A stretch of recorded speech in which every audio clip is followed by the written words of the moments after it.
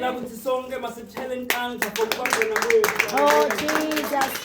Bazalwane ngalokukhethekile ngiyabingelela mfundisi evangelist. Hallelujah. Ngiyacela simthele inkandla kakhulu. Sijabula kuba nawe mfundisi. Hallelujah. Bazalwane namhlanje sivakashele bazalwane kunagogo Mathenga. Hallelujah. Manje nomntalabo ngiyacela simthele inkandla. Hallelujah bazalwane.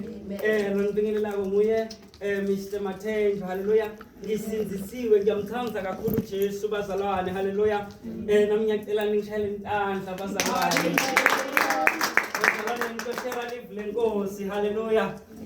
Ngikusinta inkosi. I believe whatever the Lord wants us to talk about is going to be released. Hallelujah. So namhlanje sizofunza laphana kuJudges 6 iverse lengathi li famous kakhulu laphana ku verse 14. Hallelujah.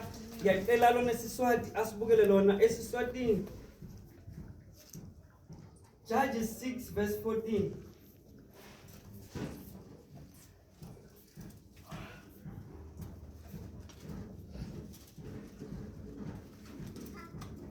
I think the Kulu is Swati, if I'm not mistaken. Bashule. Yeah.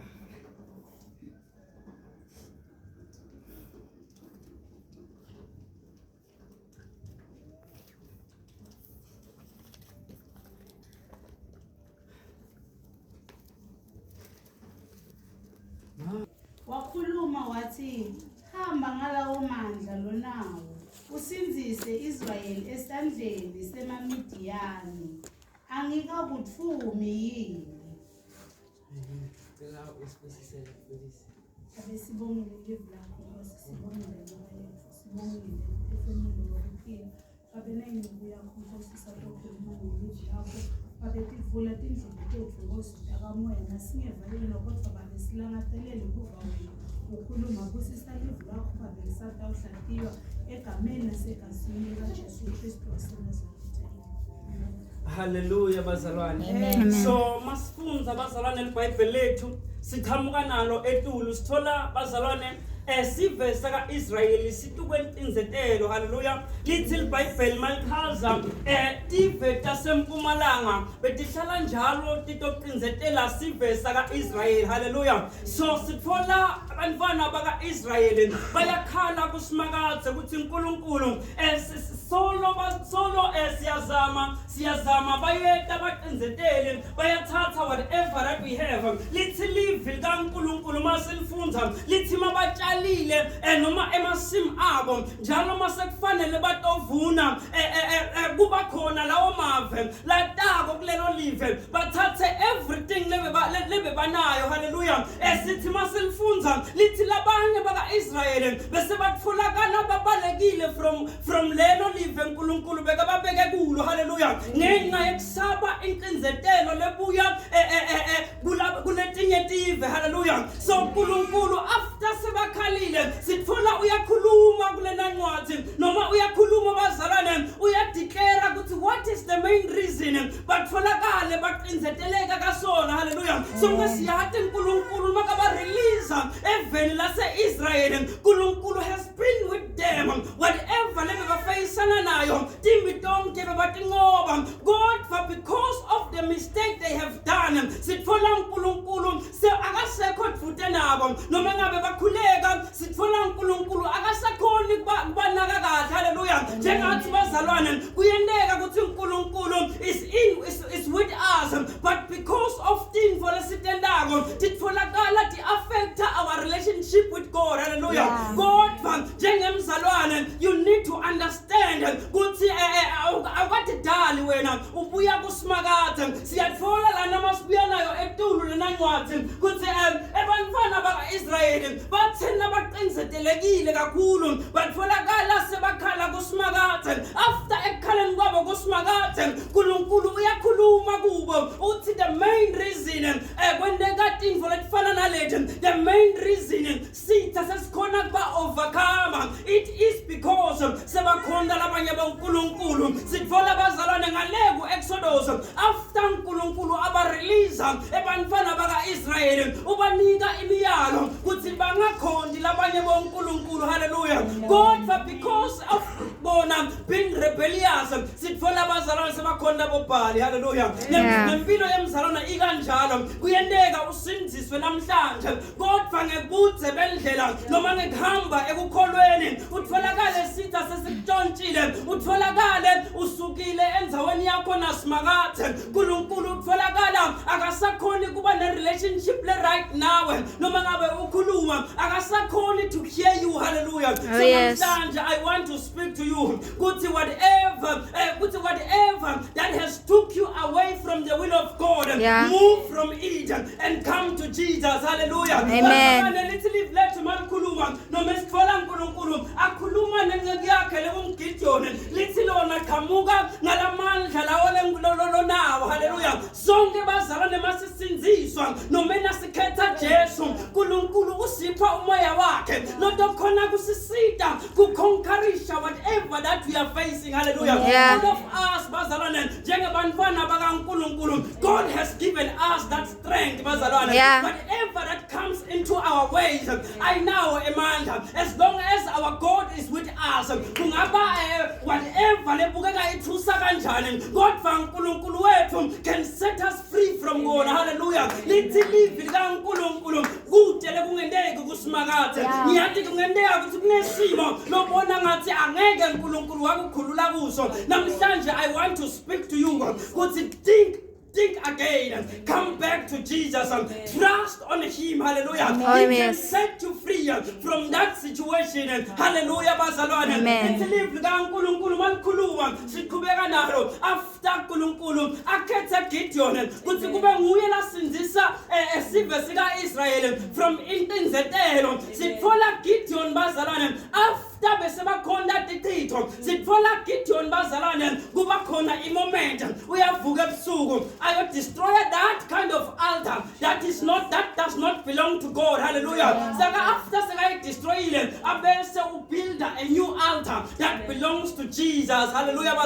So namhlanje before you come to our God or before you come to Jesus, you need to decline or you need to remove whatever that is affecting your relationship with God. Hallelujah. Tininting for the departamisha impilo yemzalwane na uNkulunkulu. No mele decline a relationship ya uNkulunkulu nawe. Hallelujah. So khona timfo bazalwane let affect impilo yemzalwane. So namhlanje I want to speak to you ukuthi whatever that is affecting your relationship with God, stay away from it. Hallelujah. Sonke bazalwane siyayati imiyalo yasimakathe lithi live likaNkulunkulu manje ngithanda nidogcina imiyalo yami. So bazalwane to claim ngomlomo wakho ukuthi uyamthanda uNkulunkulu ube live lakhe ungalidini lokho does not qualify you to be a children of God, does not qualify you to be to love God. Hallelujah. Relationship yakho na uNkulunkulu ayikho kahle, it needs to be reviewed. Hallelujah. Angeke uthanda simakathe but usafocus etintweni ta7. Hallelujah. Nasithanda simakathe siyaphuma kulokwa 7 sifocus tukwetinfo takaNkulunkulu siyaphuma bazalwane